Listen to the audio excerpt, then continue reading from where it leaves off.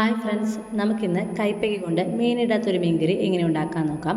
ആദ്യം വേണ്ടത് കൈപ്പയ്ക്ക, തക്കാളി, നാളികേരം ചിരകിയത്, പച്ചമുളക്, സവോള, ഇഞ്ചി, കുടപ്പുളി, വേപ്പില. ആദ്യം ഒരു പാൻ എടുത്ത് വയ്ക്കുക. അതിലേക്ക് കുറച്ച് വെളിച്ചെണ്ണ ഒഴിച്ചു കൊടുക്കുക. നമ്മൾ നന്നാക്കി വെച്ച കൈപ്പയ്ക്ക അതിലേക്ക് ചേർത്ത് കൊടുക്കുക. അതിനുശേഷം 2 തക്കാളി ചെറുതായി അരിഞ്ഞത് അതിലേക്ക് ഇട്ട് കൊടുക്കുക. നന്നായി ഒന്ന് ഇളക്കി യോജിപ്പിക്കുക. അതിനുശേഷം ഒരു 3 പച്ചമുളക് നടുകീറിയത് അതിലേക്ക് ചേർത്ത് കൊടുക്കുക. നന്നായി ഒന്ന് ഇളക്കി യോജിപ്പിക്കുക. ഒരു ചെറിയ കഷ്ണം ഇഞ്ചി ചെറുതായി അരിഞ്ഞത് അതിലേക്ക് ഇട്ട് കൊടുക്കുക. അതിനുശേഷം ഒരു സവോള ചെറുതായി അരിഞ്ഞത് അതിലേക്ക് ചേർത്ത് കൊടുക്കുക. നന്നായി ഒന്ന് ഇളക്കി യോജിപ്പിക്കുക. അതിനുശേഷം കുറച്ച് വേപ്പില അതിലേക്ക് ചേർത്ത് കൊടുക്കുക. നന്നായി ഒന്ന് ഇളക്കി യോജിപ്പിച്ചതിന് ശേഷം അതൊന്ന് വഴണ്ടി വരുന്നത് വരെ നന്നായി ഒന്ന് ഇളക്കി യോജിപ്പിച്ചുകൊണ്ടിരിക്കുക. അതിനുശേഷം നമുക്കിനി അതിലേക്ക് പൊടികൾ ചേർത്ത് കൊടുക്കണം. അതിന് 1 സ്പൂൺ മഞ്ഞൾപ്പൊടി, 1 സ്പൂൺ മല്ലിപ്പൊടി, 1 സ്പൂൺ മുളക് പൊടി.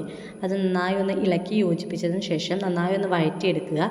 അതിനുശേഷം നമ്മളതിലേക്ക് 1 സ്പൂൺ ഉപ്പുപൊടി ചേർത്ത് കൊടുക്കുന്നു. അതിനുശേഷം അതെല്ലാ ഭാഗത്തേക്കും നന്നായി ഒന്ന് ഇളക്കി യോജിപ്പിക്കുക. ഇനി നമുക്കതിലേക്ക് നാളികേര പാല് ചേർക്കണം. ഞങ്ങളിവിടെ നാളികേരം നന്നായി അരച്ചത് ചേർത്ത് കൊടുക്കുകയാണ്.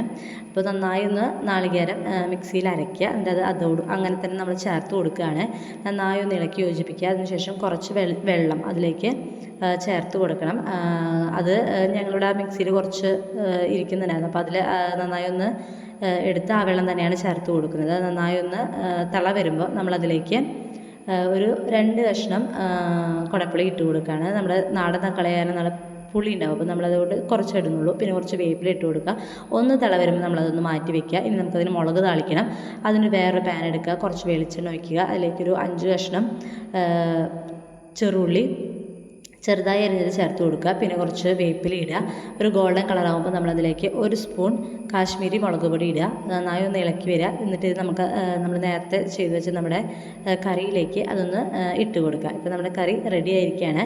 ഇനി നമുക്കത് ചോറിന് കൂടിയൊക്കെ വളരെയധികം സ്വാദിഷ്ടമായിട്ട് കഴിക്കാൻ പറ്റുന്നതാണ്. നിങ്ങളിതൊന്ന് ട്രൈ ചെയ്ത് നോക്കുക. നിങ്ങൾക്ക് ഇഷ്ടമാവുകയാണെങ്കിൽ നിങ്ങളുടെ ഫ്രണ്ട്സിനും എല്ലാവർക്കും ഇതൊന്ന് ഷെയർ ചെയ്ത് കൊടുക്കുക. ലൈക്ക് ചെയ്യുക, സബ്സ്ക്രൈബ് ചെയ്യുക, ഫോളോ ചെയ്യുക. Thank you.